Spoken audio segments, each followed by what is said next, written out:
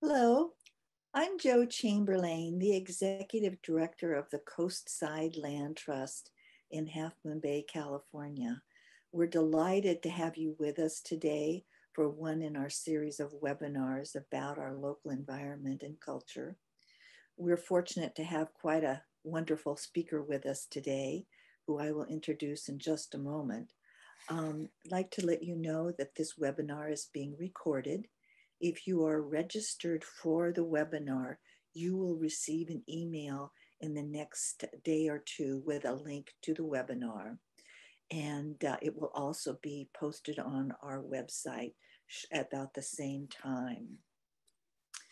We are going to have Toni present, and then Kate will come on and walk us through a series of questions that Toni will provide us answers for, and let you know that we depend on donations to keep our organization functioning, and bring you these wonderful educational webinars and other activities, and of course provide you with this spectacular open space which you can see behind me here.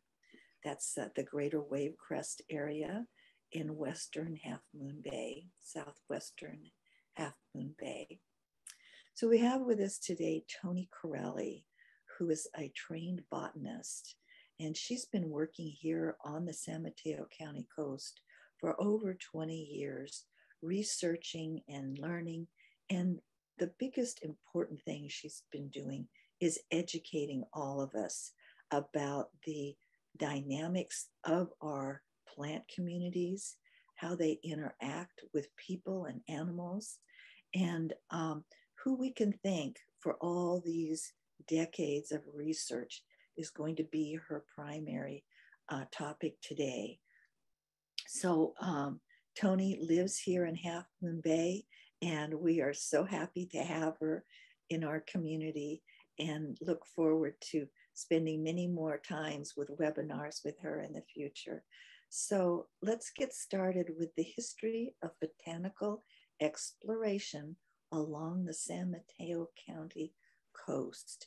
And I welcome Toni. Hi everybody, thanks. My name's Toni Corelli. I am Toni Corelli. My presentation today is the history of botanical exploration along the San Mateo coast. And it will cover plant exploration here from the late 1800s to the 2020s, about 120 years of exploration. This map over here showing the public lands along the San Mateo coast is a narrow strip of land about 50 miles long from Thornton State Beach down to Año Nuevo, and includes about 20 different preserves. So far, 750 different species of plants have been identified here by us, by me and my team. The plants that occur here and the plant communities are influenced by the rocky shore where it meets the Pacific Ocean, and includes marine terraces, coastal bluffs, sandy dunes and beaches, marshes, and ocean cliffs. I would like to respectfully acknowledge the indigenous people and tribes that live and have lived along the San Mateo coast for thousands of years. They managed their natural resources and tended the land needed for their livelihood. They are the original explorers with their own dialects and names for the plants and animals they lived with and used in their daily life. To learn more about the indigenous history, I recommend California State Parks archaeologist Mark Hilkeme's 3-part webinar provided by the Peninsula Open Space Trust, The Indigenous History of the Bay Area. I also recommend the book Tending the Wild, Native American Knowledge and Management of California's Natural Resources by M. Cat Anderson, who shares information on native land management practices learned in part from interviews and correspondence with Native Americans who recall what their grandparents told them and how and when areas were burned, which plants were eaten, and which were used for basketry, and how plants were tended. This photo shows some of the land tended by the Quiroshti tribe, now the largest intact coastal prairie along the San Mateo coast because of controlled burning by state parks, a practice long used by the native tribes. The map shows the different tribal lands along the San Mateo coast. For more information about indigenous knowledge, I recommend these resources. It has always been difficult to get to the San Mateo coast that is flanked by the Santa Cruz Mountains to the east and the Pacific Ocean to the west, and without a safe seaport until Pillar Point Harbor. From the north to get here from San Francisco, Pedro Mountain is one of the main obstacles. Pedro Mountain and Montara Mountain, elevation about 1,000 feet, are part of the Santa Cruz Mountains. The jumbled assemblage of rocks formed here by the San Andreas Fault made it very difficult to build on. Some of the early plant explorers may have followed the trails made by the Native American tribes. Number 3 here, these gray lines. Some of them may have taken the stagecoach along the Half Moon Bay Colma Road, here this green line, by train along the Ocean Shore Railroad after 1907, on the Coast Boulevard, Old San Pedro Road by car after 1915, and then by car on Highway 1 after 1937. And now we have the Tom Landos tunnel that goes through Pedro Mountain. To get to the coast from the east along what is now Highway 92, explorers might have hiked over the Santa Cruz Mountains following the original trails made by the native tribes. This later became the San Mateo Road with a stage route, which was a 2-hour ride from San Mateo to Half Moon Bay. And then it became Highway 92. So much of this history is written in June Morrell's book, Half Moon Bay Memories, and from the Half Moon Bay Historical Society. This map shows the Ocean Shore Railroad because it soon became a favorite route for botanical exploration along in this area in the early 1900s. Part 1 of this presentation represents the early years of botanical exploration from the 1880s to the 1940s. I wanted to show you some of the names that have been changed since then. For instance, Salada, which is now Sharp Park, Tobin Station along the railroad route from in Shelter Cove, just before Shelter Cove, up here. Farallon, which is in Montara, and Granada, which is El Granada, has become El Granada now. So the train route began plans for it in 1905, and it started from San Francisco, and it made it to Pedro Point. And then in 1906, when the earthquake occurred, that kind of stopped the progress for a while, excuse me. And then they started to rebuild it over Pedro, along Pedro Point, along the ocean here. And eventually it did make it all the way to Tenitas Creek, but it never made it beyond that, never made it all the way to Santa Cruz. But it was in operation until from about 1907 to 1920. Here you can see the Ocean Shore Boulevard, which opened up in 1915, and how treacherous this road was to drive on. And this upper photo shows the stagecoach, the route that went from Highway 92 to Half Moon Bay, which is Highway 92 now. These 3 botanists collected the most specimens from 1880 through the 1940s. Excuse me. Alice Eastwood, Katherine Brandie, and William Dudley. Botanists and other plant collectors have a method of collecting and identifying the plants they found using a plant press. Excuse me, just gonna take a sip here. They would collect the plant, usually putting it in a plant press. Plant press is about 12 by 18 inches, and continue this way, collecting as many plants as they could, documenting when, where, and other important notes in their field notebooks. When they returned to the herbarium, they would identify the plant, completely dry it, and mount it with glue onto a herbarium sheet. After dried, the specimen would go into the herbarium cabinets. These specimens then could be used by others to help them identify plants they may have seen or collected. Excuse me. The Herbarium Handbook was my go-to book on plant collecting and how to manage a herbarium. William Russell Dudley, born in 1849, came to Stanford, California in 1892, becoming head of the botany department at Stanford University and curator of the Stanford Herbarium that was later named for him, called the Dudley Herbarium. Containing over 850,000 specimens from all over the world, the Dudley Herbarium was later transferred to the California Academy of Sciences in San Francisco. He was a preservationist and devoted himself to protecting the coastal redwoods, the coastal redwood habitat, helping establish and protect Big Basin Redwood State Park.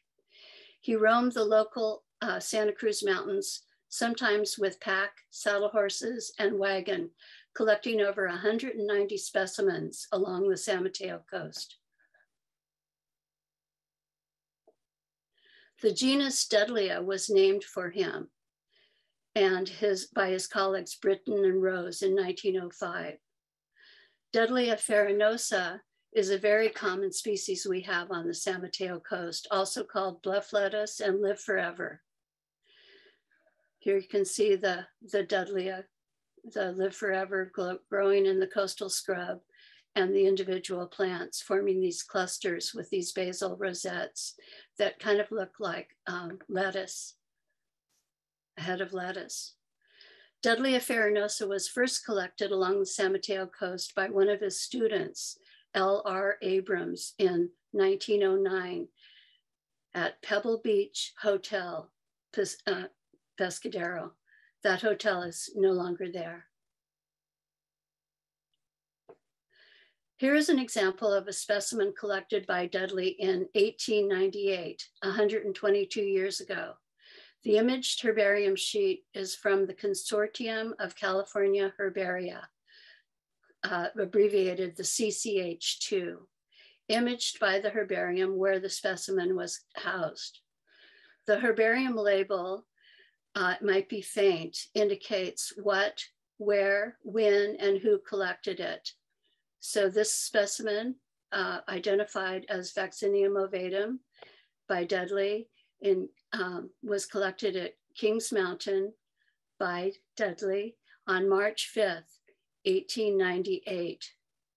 The information from the herbarium label is databased, usually by the parent herbarium, and made available to the public through the Consortium of California Herbaria, abbreviated the CCH1. The Consortium of California Herbarium began in 2003, just 17 years ago, and is a gateway to information from California plant specimens like this one. These specimens are housed in over 50 participating herbaria throughout California. And today the CCH2 has over 2 million specimen records.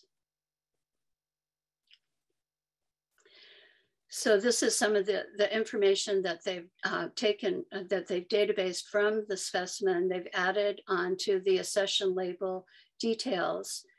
You can search the consortium, and this shows that it was determined as verbatim, the Vaccinium ovatum, and what the E-flora habit is. This was filled in by the consortium, collected by Dudley in March of 1898. Also, in a mapping program, they've added the coordinates for Kings Mountain, has a very large error radius or uncertainty value because it would include all of Kings Mountain. So the exact location of the specimen, is not known. Let's see. Today, this is how we know what, where, and when, and who collected for our California flora. You can see from this example how much information is available as a result of plant collecting and how well the plant specimens are still preserved.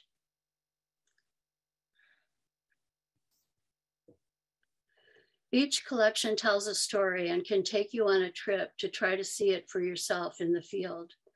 This is a photograph of Viola adunca, early blue violet. This population was first shown to me in the field by State Parks volunteer Nancy Frost. Using the CCH1 and searching to see if there was a herbarium record for this population, you can see the accession detail. And so this specimen, which is housed at the California Academy of Sciences, was collected by Dudley on March 28th, 1984 in San Mateo County, Santa Cruz Mountains Peninsula near Pebbly Beach, Pescadero. And in the CCH2 now, they have been imaging the specimens. They haven't imaged Dudley's specimen yet. So I put in a copy of the specimen I collected on that day I was shown this plant. And this is an image of that specimen. My collection, it was collected at the same place in 2010, that same location that he collected it in 1894. Coast San Verbena and yellow San Verbena were first collected along the San Mateo Coast by Dudley on the same day, on July 5th, 1891. Doing a search in the consortium, the CCH1, for Abronia, and collected by Dudley in San Mateo County, you can see that he collected 3 specimens in San Mateo, on the coast of San Mateo County. These 2 in Pescadero, the Abronia umbellata, the yellow San Verbena, and he also on the same day collected the Abronia latifolia, the coast San Verbena. He also collected the Abronia latifolia in 1896 in Spanish Town, which is an old name for Half Moon Bay. Both still do occur at Pescadero State Beach. They're easily told apart by the flower color. And so you really need them to be in flower to identify them to species. This is just another way you can look, view records in the CCH and by searching for a specific species. Katherine Brandie was one of the first women to become a medical doctor at UC Berkeley. She was curator of the herbarium at the California Academy of Sciences and collected over 76,000 specimens in California and elsewhere during her lifetime. She collected along the San Mateo coast from 1889 to 1918. Many specimens along the San Mateo coast were collected near the train stations along the Ocean Shore train route. This photo shows the Pedro Point in Pacifica and the old train bed before it went around Pedro Point. You can see how steep and the terrain is there and how easily it erodes. It must have been an incredible ride though. These are some of her plants she collected for the first time along the San Mateo coast. These locations are all train stops along the Ocean Shore Railroad line. She collected Clarkia rubicunda, Farewell to Spring in Moss Beach in 1908. She collected Castanea white-eye, White's paintbrush at Muscle Rock Station in 1917.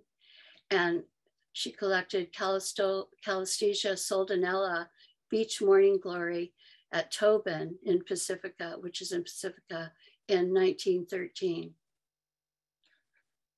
Some of these train stations still exist today. The Tobin train station is now a private home in Pacifica. The next early explorer is Alice Eastwood. She was the curator of the herbarium at the California Academy of Sciences, hired by Katherine Brandie, and worked there until she retired at the age of 90. She separated the California Academy's collection of rare type specimens, keeping them in a separate cabinet from all the other specimens. Type specimens serve as a very important reference collection to when a plant species is first named and described. During the 1906 earthquake, she was able to save the type collection of over 1,000 sheets. All the rest, over 100,000 specimens, were destroyed by the fire after the quake. She collected all along the San Mateo coast from Muscle Rock to Año Nuevo, collecting hundreds of specimens. She collected and named this species of Lananthus croceus that is now reclassified as Leptosiphon croceus, called coast yellow Leptosiphon. It remains the one and only population in the world. So this is her on her label, the name Lananthus croceus, identified and described by Eastwood, collected in Blenheim. Blenheim is an older name for Moss Beach in San Mateo County on May 19th, 1909. This photograph shows a rare plant survey that was conducted by the California Native Plant Society to find out the number of plants that were still here. And this is the entire population of the coast Leptosiphon. And this is the only place in the world where it occurs. Here's a close-up of the flowers. When Alice Eastwood described and named this plant in her monograph, she said it covered the ground for acres, but now we just have this small population, the only one in the world, the only one ever in the world, and it's listed as endangered by the state of California.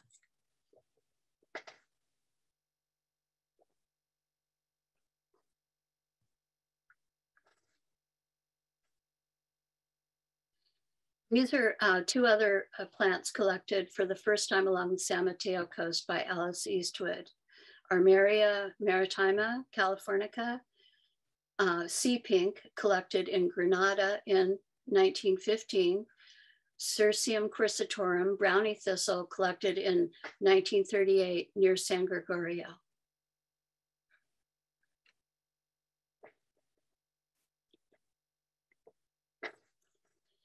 Now we're moving on to the 1940s, and these three collectors, Herbert Mason, Malcolm A. Nobbs, and Stanley Galen Smith. Mason was a professor and director of the herbarium at UC Berkeley until 1963. While there, he was hired by the State Division of Fish and Game to do a botanical survey of the wetlands of all of California, conducted this survey from 1948 to 1951. Excuse me. With his two graduate students at the time, Nobbs and Smith, he accomplished that.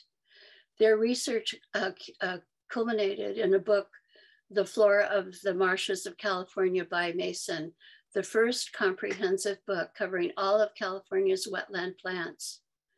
Based on CCH records, they collected 103 herbarium sheets of aquatic plants from the marshes and wetlands along the San Mateo coast. Many vouchered or collected here for the first time. This is a photograph of Pescadero Marsh, our largest marsh along the San Mateo coast, where they collected many specimens. These are some of the other specimens some of the specimens that they collected along the San Mateo coast.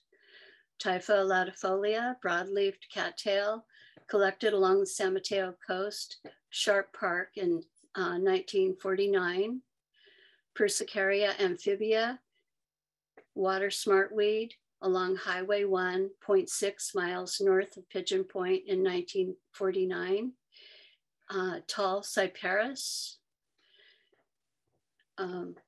Cyperus eragrostis, collected 1 mile south of Half Moon Bay in 1949. Moving on to the 1960s and botanist John Hunter Thomas. While a student at Stanford University, he was also exploring the Santa Cruz Mountains. He did his doctoral dissertation on the flora of the Santa Cruz Mountains of California, and it was published as a book in 1961 by Stanford University Press. The flora includes over 1,800 species of flowering plants in the Santa Cruz Mountains that covers over 1,400 square miles and includes the San Mateo coast. It is still the go-to flora for the Santa Cruz Mountains. He was also professor of biological sciences at Stanford and director of the Dudley Herbarium before it was transferred to the California Academy of Sciences.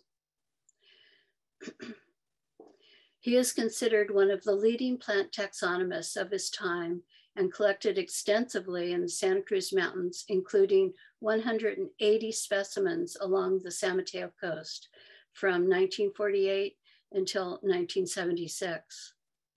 At the end of the first paragraph in the preface of his book, he writes, "This flora will, I hope, acquaint at least a few more people with the plants around them, and perhaps thus serve as a stimulus, however slight, toward a more permanent protection of our environment." Dr. Thomas collected specimens on Año Nuevo Island on May 20th, 1963. Searching the CCH and Año Nuevo Island turns up 41 herbarium sheets collected on the island, the first ones collected there in 1924. These photographs show some of the plants he collected on Año Nuevo Island in 1963. Achillea millefolium, yarrow, Lupinus arboreus, the yellow bush lupin, Chamisoniopsis ceranthifolia, the beach of evening primrose. And from Año Nuevo Point, you can see Año Nuevo Island, just a little bit off the Año Nuevo Point. Meanwhile, on the mainland, he collected these 3 plants as well. Prunella vulgaris, the narrow-leaf self-heal, collected at Tenitas Creek in 1969. Castanea affinis, subspecies affinis, coast paintbrush, collected at Thornton State Beach in 1955. Erigeron glaucus, seaside daisy, collected in San Gregorio in 1949.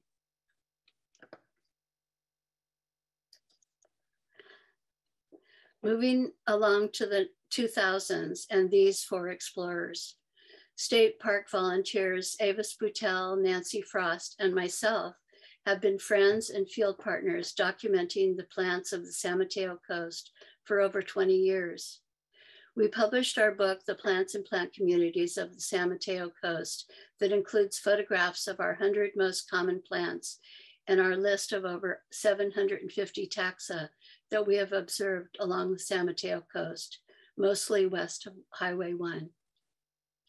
Naturalist John Rollins joined the team, often specializing in identification of the grasses, sedges, and rushes. and together we have collected 150 specimens along the San Mateo Coast.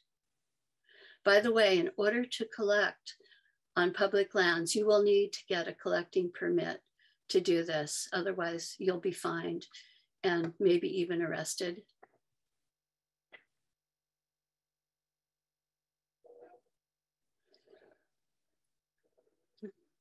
I wanted to show these three maps. On the far left, this map by Ben Pease is from our book showing the public lands along the San Mateo Coast with over 20 preserves that we have explored. This map from the CCH2 shows vouchers for the San Mateo Coast. The yellow dots indicate, where herbarium specimens were collected all along the San Mateo Coast. In order to get this map from the CCH2, there's a mapping tool that you can use, and you can identify the area you want to observe. So I just drew a line up Highway 1 all along the coast, and then enclosed it, and then it generated this map plus all of the specimens that had been collected along the San Mateo Coast. The total number of vouchers to date indicated by this map is 1,705, collected from the late 1800s to the present time. This represents 777 species, since there can be multiple sheets for the same species. The map on this map here on the right from CalFlora, the blue dots show our observations and photographs for collections and photographs and observations made by myself, Avis Boutel, and John Rollins, with over 2,000 observations for the San Mateo Coast. CalFlora is a nonprofit organization dedicated to providing information about California plant biodiversity and includes observations and photographs added by anyone for our California flora. We have been following in the footsteps of many of the past documentarians and have observed some species in the same places. For instance, the early blue violet mentioned before. We've noted some species that haven't been vouchered. We've found plants in places not documented yet, and we have a list of plants that have been vouchered, but we haven't observed them yet.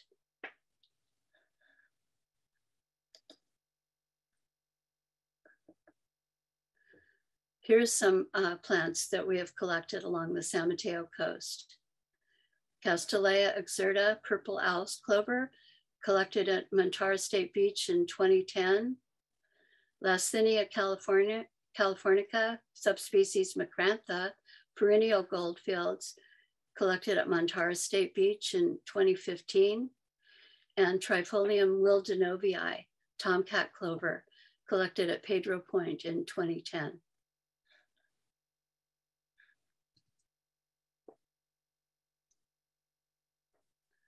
This is a photo of Poa douglasii, sand dune bluegrass. A search in the CCH2 for Poa douglasii and the San Mateo County generates a map showing it has been collected 6 times. From the north to the south, collected by Gordon True at Salada Beach, now called Sharp Park, in 1937.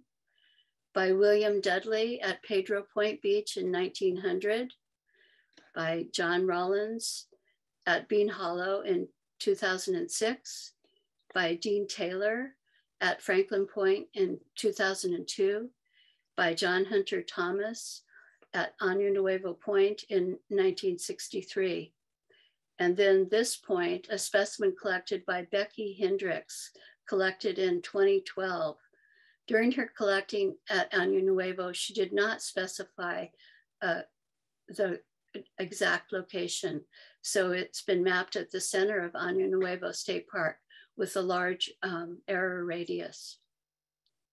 You can see from this map, though, that for the San Mateo County, it only occurs along the immediate coast in all of San Mateo County, only on the San Mateo Coast.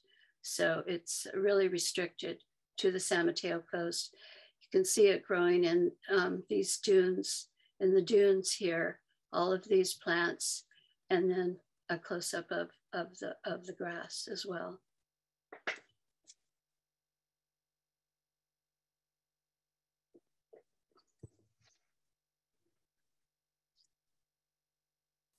Also collected by John Rollins is white root or Santa Barbara sedge, Carex barbari. This photo shows the population and a close-up of the inflorescence that contains the flowers. The plant collected was mounted on a herbarium sheet to include the whole plant and flowers, with some material in this fragment envelope.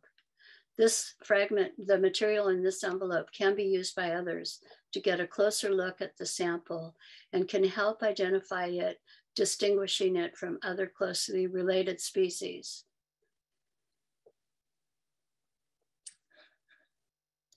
I'm going to show you a close-up of the herbarium label to show you how valuable this information is to further researchers. It was collected, this specimen is housed at the Carl Scharr-Smith Herbarium at San Jose State University. It's part of the plants in the collected for San Mateo County, California, in the Cyperaceae, the sedge family. The name was identified by John as Carex barbari, which was described by Dewey. It's a rhizomatous, robust plant, giving you morphological features here along Bean Hollow Trail. This is location information in remnant coastal scrub and prairie west of Highway 1. More habitat information and location information. Some information about the flowers, which help distinguish it from other species. The beak teeth are bristly.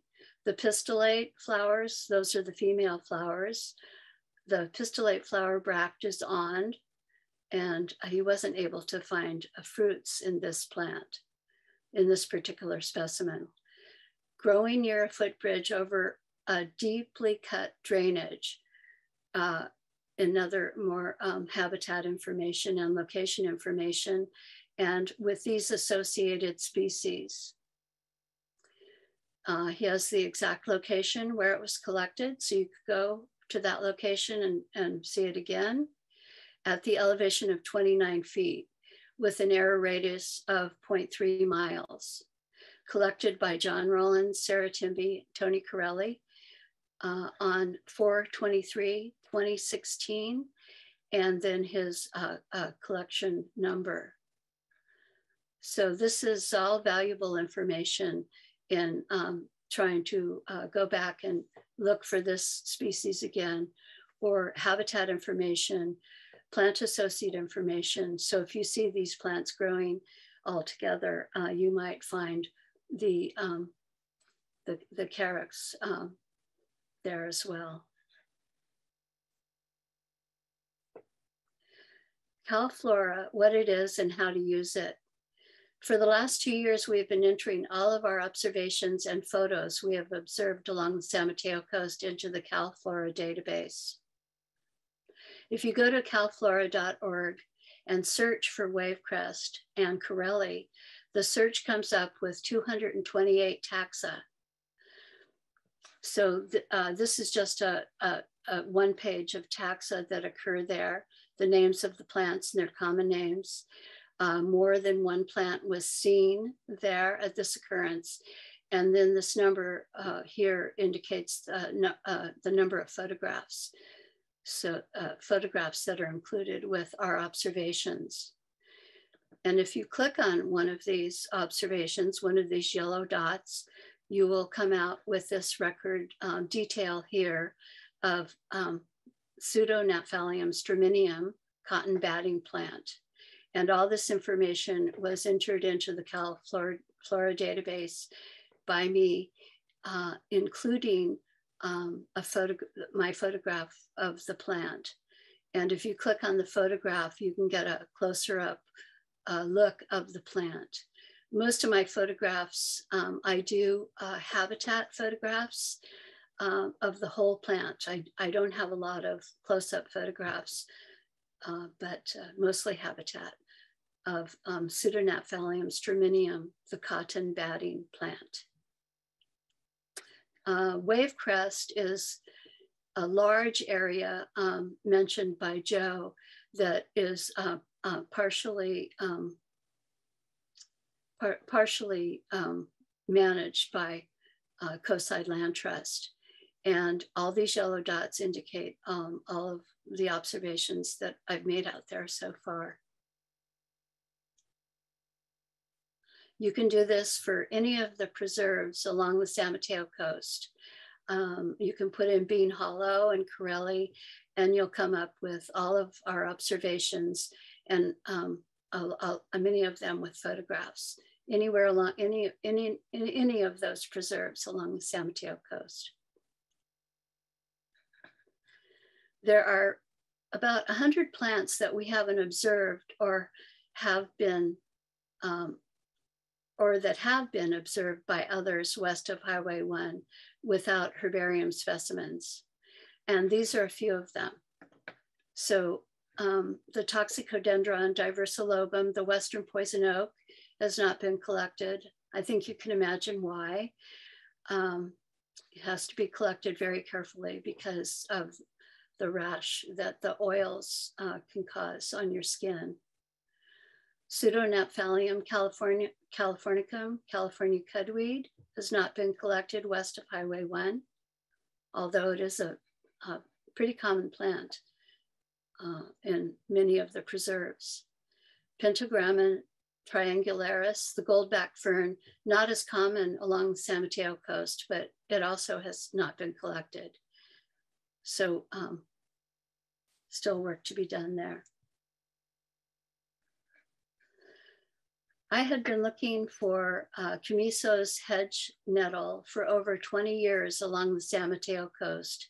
And finally, just last year, Avis took me on a trail along Butano Creek in Pescadero Marsh that I had never been on before, and we found it there, hundreds of plants. Using the CCH in searching for Steakychamisonis and San Mateo County, there are only 5 records.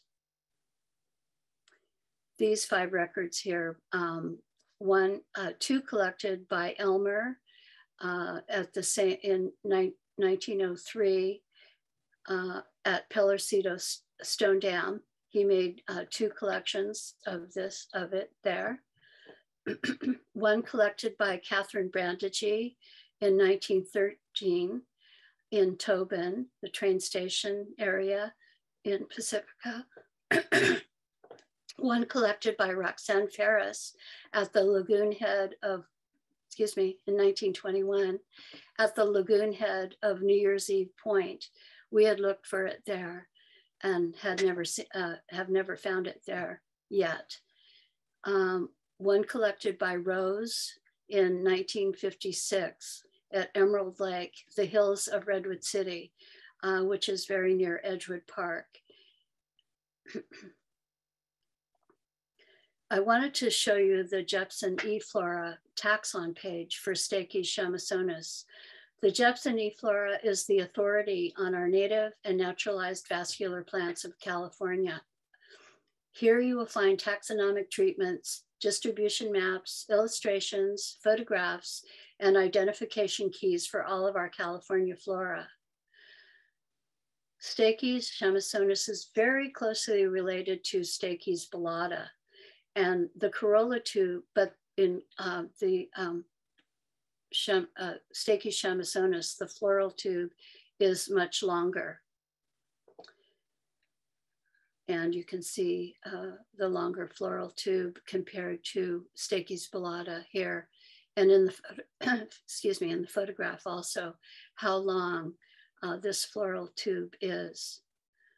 It was so exciting to finally find this plant. Thank you, Avis, for bringing me there. We have made a collection, and there will be a record of this location in the CCH soon. So it hadn't been collected in San Mateo County for since 1956. So now we'll have a collection from 2021.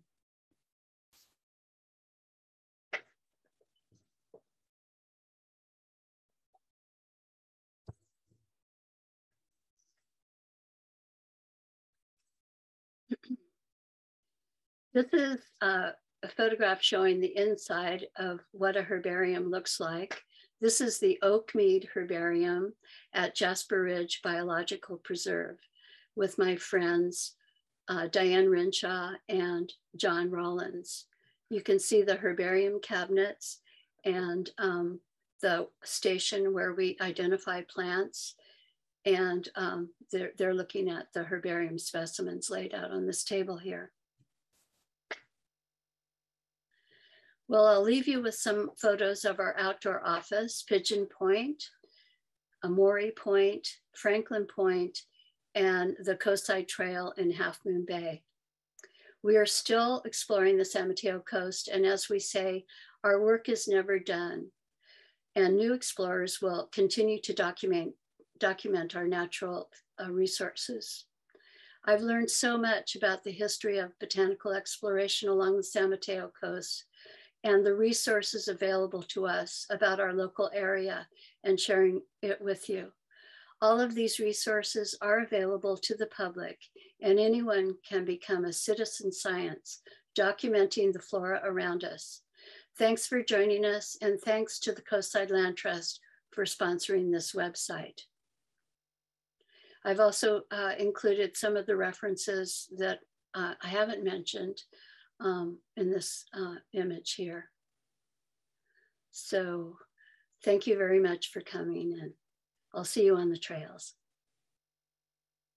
Thank you very much, Ms. Corelli. We'll include these references too in our follow-up email so people can take a look at these. Yeah, so and with such gratitude to these botanists, right? The William Dudley and Katherine Brandie and Alice Eastwood started all of this here on the coast, and for many, many years of exploration. We have a few questions, and now that we have you here to be able to speak to this, I think you made reference to the hedge nettle that you've been looking out for so many years. Could you speak to, and maybe this sort of is the capstone, can you speak to how that it's a really exciting discovery, or just from your perspective as a botanist for this many years? Yes, it's really exciting because well, you never get tired of, I never get tired of looking at the flora, even the same plants over and over and over again. But this plant has intrigued me for a long time, not just since I've been working on the coast, but I've always wanted to see it because I knew how beautiful it would be to see it. And how, so when I did finally see it, I was just so excited and so happy. Avis and I were walking down the trail, and I saw it off to my left on the embankment of the Butano Creek. And I said to her, "That's Steakychamisonis." I know it because it just looked so different from the one it is so much alike, the Stachys ballata. And so I went up to it and I looked at the flowers, and I looked at the corolla tube, and I measured the corolla tube, and also the height of the plant. It's almost as tall as I am, and there were hundreds of them. I call it the mother lode so it really made it even more exciting to me that there was so much of it, and I knew it would be there. It had been there probably for a long time, and it will continue to be there. And yeah, it's a very, very rewarding experience, a good way to end a long career. can you also speak to the life of a botanist, what that looks like in terms of sort of a period of time versus it, the actual act of the exploration? So are you going region for region? Are you setting your marks? And clearly seasons are a huge part of that, but how does that look in terms of your design for where you're exploring and how, and what a daily exploration might look like? Could you speak to that at all? Yeah. So anyway, as a young child, I grew up in the hills of Redwood City, right next door to Edgewood County Park, and that was my backyard. So I got my appreciation for plants and nature very early on. And when I went to school to become a botanist, I really didn't know what I was going to do, but the more I went out in the field, the more I wanted to be a field botanist. I wanted to work in the field. I wanted to be outside. I wanted to be touching and smelling and looking at the plants. And so I decided at that point to specialize in the plants of San Mateo County, since that's where I grew up and was raised. And so I put all my energy into learning the plants in all the different open space lands in San Mateo County. And I was really fortunate that I got to work in for the San Francisco watershed. My office was 24,000 acres. And I just explored that area and learned about all the plants there. So I do specialize in the plants of San Mateo County. When I moved to the San Mateo Coast, more emphasis on the plants along the San Mateo Coast, realizing that really not much work had been done over here. When we started working on the San Mateo Coast during our field work and going to all the different preserves, we had a list of about 300 plants that we were using, and we built on that list, finding the plants on the list and adding to that list. And then eventually collecting the plants. I had a really hard time collecting plants because I saw it as, killing the plant, so to speak. But I've learned since that this is a very important part of documenting our plants in California. And it's been done for years, and it needs to be done. And these specimens can be used in so many different ways, as I've shown you today, and the resources available to study them and their locations has just exploded really in the last 20 years. And it's so fortunate in that way that I could give this presentation today by looking at all these resources that are available.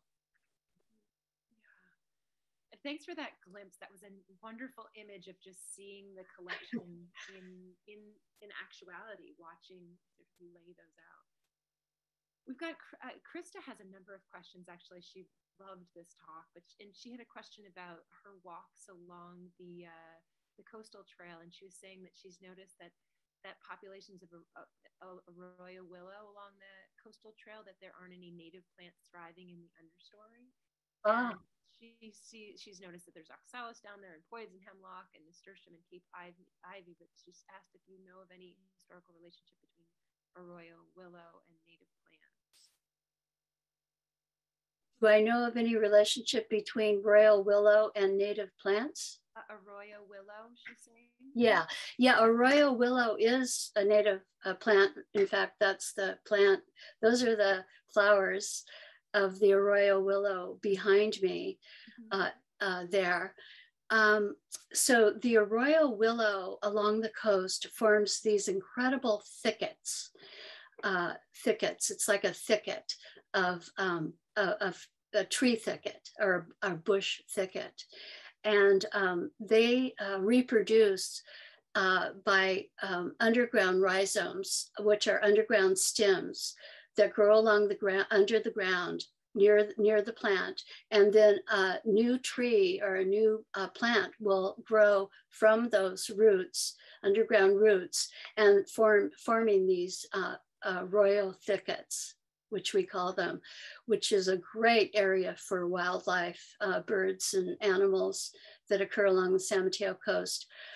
Because they form these thickets, not much grows underneath of them, but they do grow in, always grow in wet areas, what we call riparian areas, creekside areas along the coast and elsewhere too, willows too. We do have a lot of non-native plants that grow along trail and disturbed areas, especially plants that she mentioned. She mentioned ivy. I think she's talking about Cape ivy, and the yellow oxalis, sourgrass is just exploded here on the San Mateo Coast and in other places too in the last, 10, 15 years. So I don't know if I've answered her question, but that's a little bit about the Arroyo Willow. Thank you. She also, her other question was, she was wondering about resources for learning vocabulary of botanical. Yeah, vocabulary. Yeah, there are books about learning vocabulary. Also online through the Jepson Flora. They do little talks about the different plants and the pronouncing of the names. And most of the names are of botanical of the plants are in Latin or Greek, which we've kind of adulterized here in the United States. But as long as you know what plant you're talking about, the pronunciation, is may not really be that as important. So I would just say go online and look for a pronunciation of botanical names.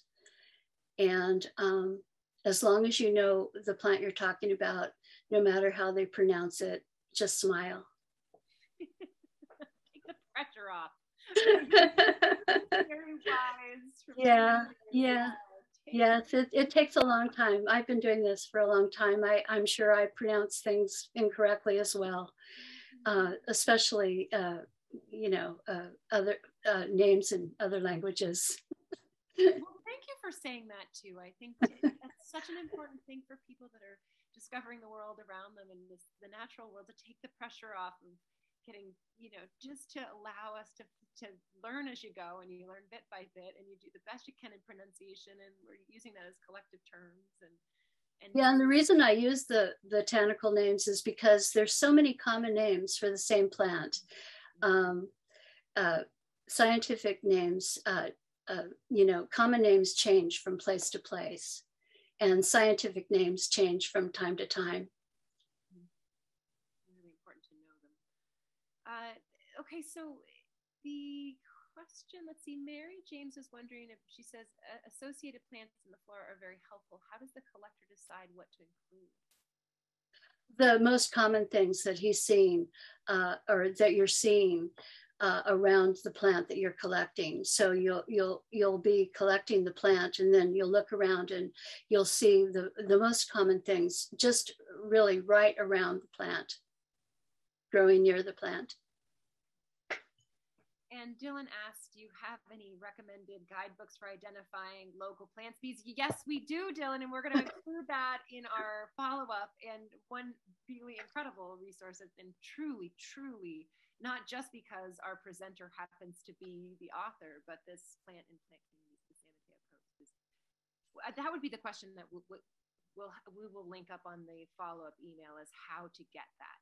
I know there's a number of places to get that, but we'll try to make that accessible where we can get your.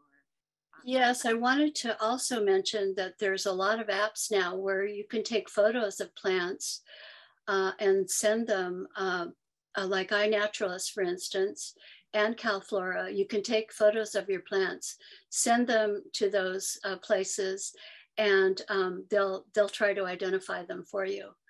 So many new apps are coming out all the time, so many resources for identifying plants that you find in the field. I have my email address there. If you want to send me a photograph, I'd be glad to identify it for you if, you know, local plants. Yeah, and you gave a great tutorial on CalFlora. And in terms of using apps on your phone, Katrina was saying, I mean, I think a number of these are really good. The iNaturalist. Yes. And well, yeah, the Seek app really from the iNaturalist. Yes, the Seek app. And there's an app that I use sometimes called Picture That. It's an app you have to pay for, but it's been pretty accurate in identifying plants that hard to tell one from the other.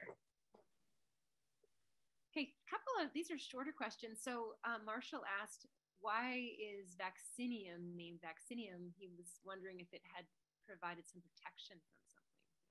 I'm not sure the derivation of vaccinium, but you can go online and say derivation of vaccinium, and it'll give you the Latin meaning for that word. I'm sorry, I don't know. And Kevin was asking, you had made reference to Carl Sharsmith Herbarium, and he was wondering if that has a connection to the Yosemite Park Ranger. Yes, it is. Yes, Carl Sharsmith was my mentor. And I was fortunate enough when I went to San Jose State to be able to be with him and work with him. Spent all of the rest of my life, and his life, being with him. I've been to Yosemite every summer with him for many years. And then when he retired from the Sharsmith Herbarium, I took over as curator of the Sharsmith Herbarium, and his specimens that he's collected are works of art. And he's just a very, very special person. I got to go to Switzerland with him, where his family came from. And he took me all over the mountains and showed me all of his favorite plants. And in Yosemite as well, he showed me so much. It's the same person. And Mia asks, or sort of essentially, can you speak to any plants that have been documented through your time that are extinct? Sorry, I couldn't hear you. She was saying, can you of these plants that you're speaking of, and many of these, are there any of these now that have gone extinct? Yes. Well, I don't know if they've gone extinct, but as I said, we do have we have a list of plants documented by others, either by a herbarium specimen or just mentioned on a list that we haven't seen, that we're still looking for. They're still on the list, but it's in our database. We have them as not vouchered or not seen along the San Mateo Coast. So as far as extinct, I don't know of any yet, but I have to say that the coast yellow Leptosiphon may be one of the first plants to go extinct on the San Mateo Coast. And how does one draw the line to know that something, or to sort of verify that that's most likely has gone extinct? If it was observed or documented by someone else, and I guess, if you haven't seen it. Now, for instance, the Stachys that I mentioned, I thought, well, maybe it's gone extinct, because it hadn't been documented on the San Mateo Coast for such a long time. but it hasn't. So I don't think you ever really know, unless in the case of the coast yellow Leptosiphon, there's only one population. By the way, I wanted to mention that San Mateo County Parks is working to restore that site to better, to make it a better place for the plant to continue to exist there. And they're looking at other sites and have transplanted seeds that have been grown from that site to other sites to see if they can get it to grow in the same habitat. So there may be luck for it. I don't want to give up yet, but it is very difficult to, try to grow a plant in a place where it never occurred naturally, but it's not impossible. And before we go, can you speak just to how you see the future of botanical exploration, just from your lens, your hopes, your vision for exploration moving forward? Yes. Well, San Mateo Coast State Parks has an incredible program on restoring native vegetation in their parks along the San Mateo Coast. We have a nursery at the Half Moon Bay State Park at Francis Beach, where we grow plants and restore vegetation that's been damaged or just needs to be restored. Removal of non-native plants, especially the invasive non-native plants, and then planting these plants there. It's a great group of people. They, can use volunteers to work there to help grow the plants and plant them out in these areas that need restoration. So, excuse me, I think there's hope. I think we have there's a lot of work that needs to be done because non-native plants have been coming in really quickly and taking over certain areas. Some of the plants tend to form monocultures where no other plants grow. And so they've altered the soil chemistry. So once you remove them, it's hard to get the other plants that you're putting in there to grow, but it is possible. And I really appreciate their work, and also the work of the Coastside Land Trust that's also been involved in restoring areas at Wavecrest and other places. Yeah, never give up hope. Thank you so much, Toni. And yeah, we will, we hope too that this will just inspire more people to be thoughtful of this and sort of the budding botanists out there working to help to explore, but also to preserve these indigenous plants. And grateful also again to those people who began this many years ago. And I think you made a great reference to at the beginning, and just to reiterate that the indigenous history of the Bay Area as well. That for those of you who can catch that from Corelli at the very beginning, that if you haven't checked out Mark Hekema's Indigenous History of the Bay Area, that would be a wonderful thing to sort of supplement what we're talking about here, just even beforehand in that indigenous relationship with the land. And if you weren't able to ask any questions or get your questions answered, are they going to send them to you or? Yeah, well, we can certainly, if there are any questions that you want to have, how would you like to do that? Would you like, they can send them to us, or we can? Or they can send them to me. Any questions if they didn't get answered? I don't know if all the questions got answered, but anyway. Well, if people are left with remaining questions, maybe we could put those on. We'll put your email, if that's all right, on our follow-up email, and then people can send that as well. Oh, Marshall just put in. He said, I just found in Wikipedia the name vaccinium was used in classical Latin for a plant, possibly the bilberry of a hyacinth, and maybe derived from the Latin bacca berry. Although its ultimate derivation is obscure, it's not the same word as vaccinum of cows. So the taxonomy amazing, is complex and still under investigation. Thank you. Oh, great. Thanks so much. And Ellen also shares that you'll be able to purchase native plants at the Coastal Wildflower Day on April 24th.